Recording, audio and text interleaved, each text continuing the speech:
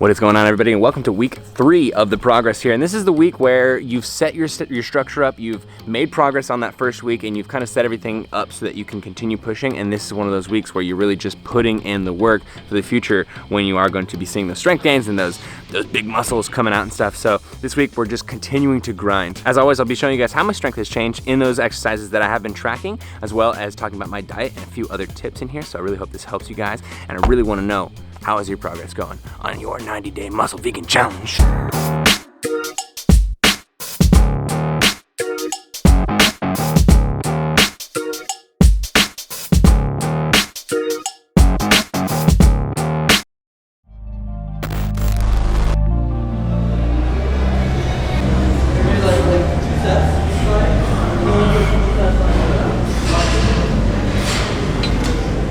Welcome everybody to my episode this week. I'm excited that you're all here because we have some exciting things to talk about. Now, with the seated cable row, one thing I really like to do is, you saw it just now, before I actually sit up and start the exercise, I like to go a little bit farther than I'm going to be seated, then come down to the seated position. It makes it easier for me to set my lats up. And this also is a little bit of a different handle than we saw last week. And the reason why you see a different handle this week is just because if a certain handle or if a certain exercise angle is a little bit better than the previous week and I'm feeling more thick, solid, and strong using that form, then I will totally switch it just so that I'm feeling the strongest that I can feel that week. This week on the incline press, I can't lie, my shoulder wasn't feeling 100% this day. I was feeling pretty tight and kind of internally rotated, but after rolling and stretching for quite a while before I did this lift, I felt like I could go for it, and I actually ended up with a 3-rep PR on this. So we have 8 reps with 115 pounds on each side on this, which is pretty awesome. So next week I'll probably be moving up, since we're getting to the top of that rep range. So we'll probably be moving up by maybe 10 or 20 pounds. And as I'm watching this, I want to make sure that I get my rib cage down, or at least put more of an emphasis in my brain on getting my rib cage down the next time I do this lift, because it is kind of popping up. So I just need to contract my transverse abdominis by sucking in while I'm pressing. And this helped me to fire my serratus anterior, which should be firing when I'm doing a pressing movement. Now moving on to the last muscle here, we're doing squats to test my legs. And last week we got 225 pounds for 3 reps. This week we're going for 225 pounds again, and we actually got 6 reps, which is really awesome.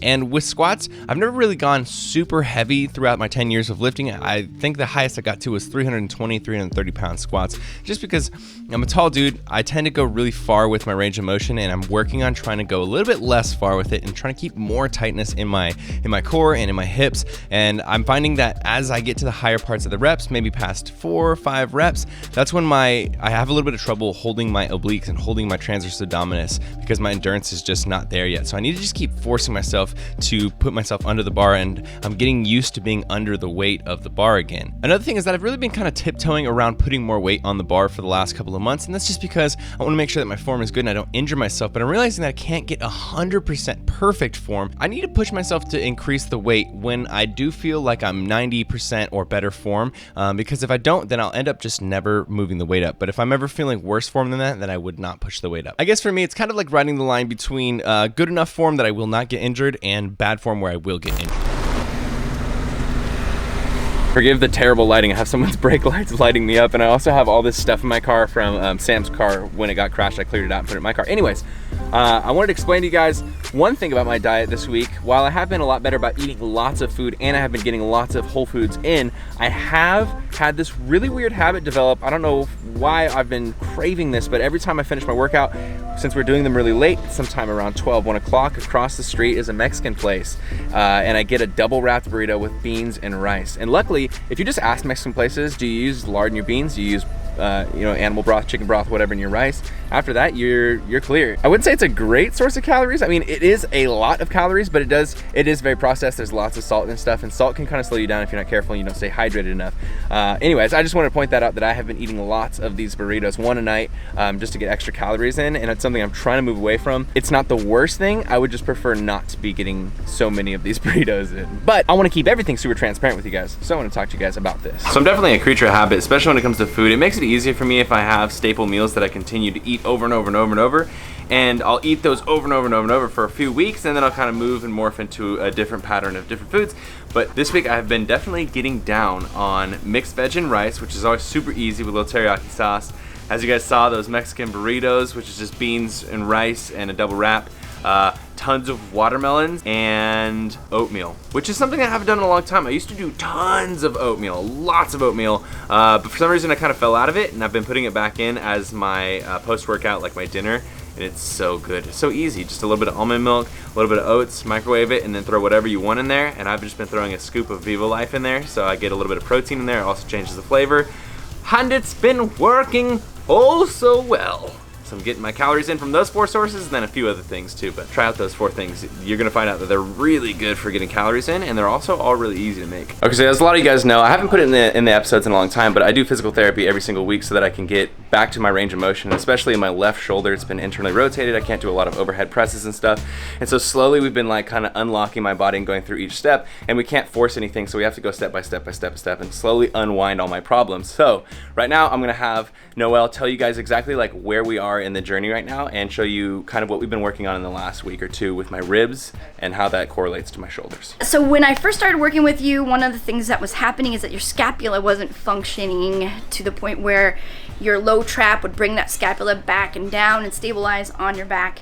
Now that's happening, but the reality is that in order to get some good leverage and actual function, we need to make sure that this whole system is stacking and stabilizing so that the core and how the stack of your torso is holding what you'll need to do to produce force into the arms, so you're not moving up and creating leverage, but actually moving down and creating leverage away.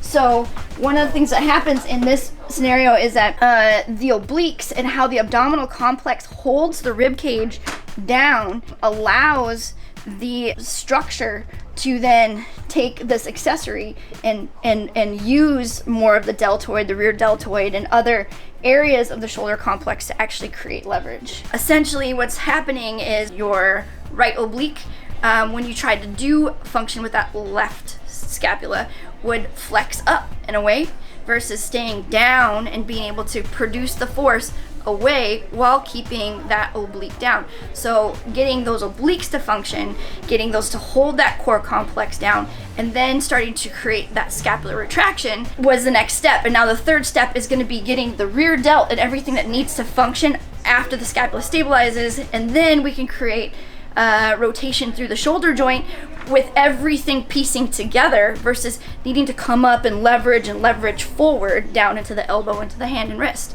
So then you'll be able to put your elbows down, and the whole section will be able to stabilize and work as it needs to. This week I've been really working on the position of my shoulder blade, and we did some work this week where I kind of changed the way that I'm thinking about the way I'm lifting. So in this kind of a situation where I'm trying to really pin down my form, I'm really trying to identify what muscles are being used, what way my shoulders are moving, especially comparing one to the other, I like to do a slow day, whether that's just a couple of sets or all the sets, but basically going at a decent pace up, but then letting the weight down in the negative portion very slowly. So maybe like a 1 or 2 second concentric where you're curling the weight, and then a 4, 5, 6 seconds, even longer, whatever it is that you want to do on the negative part. If you've never tried this before and you always tend to try to progress in weight over and over and over, try this for 1 week and you'll see a crazy difference in your workouts. You'll get a really good pump. You might realize that you've been doing your form just slightly wrong and you want to make a little bit of a tweak. And you can do this on anything. I only was able to film the curl sets because it has been really busy.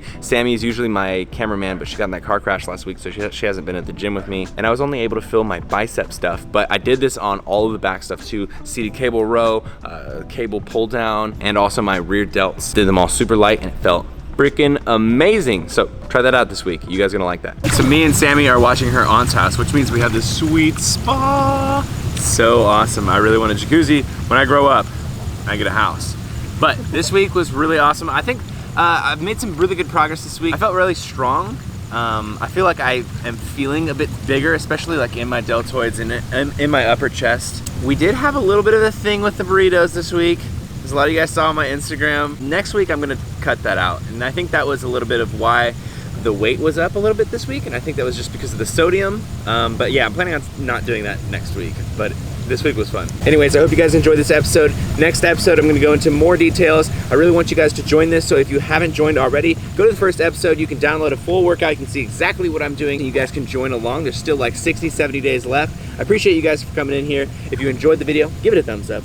Let me know your thoughts in the comments below. Subscribe if you're not subscribed already. Team Beyond the Week, CT. Lift heavy or die, MIRIN, motherfucker. Team Beyond the Week.